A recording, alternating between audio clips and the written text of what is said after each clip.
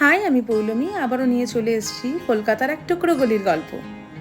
ধর্মতলার কাছে এই রাস্তায় ঢুকলে আপনি ঠিকই করে উঠতে পারবেন না কি ছেড়ে কি খাবেন। কলকাতার স্ট্রিট ফুডের এক মাইলস্টোন এই রাস্তাটি। নাম বদলে গেছে, তবে চরিত্র এখনও অক্ষত রেখেছে।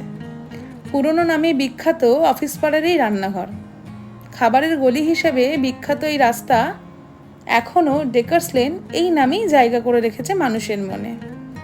এমন রাস্তা কলকাতায় বিরল, যার পরিচিতি দুটো নামে।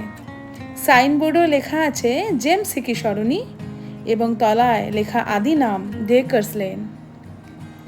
খাবারের গলি হিসেবে তার সুখ্যাতি এতটাই যে এই নামে একাধিক ক্যাফে রয়েছে। কলকাতার কালেক্টর ফিলিপস মিলানার ডেকার্সের নামে এই রাস্তাটির নাম হয়েছে ডেকার্স লেন।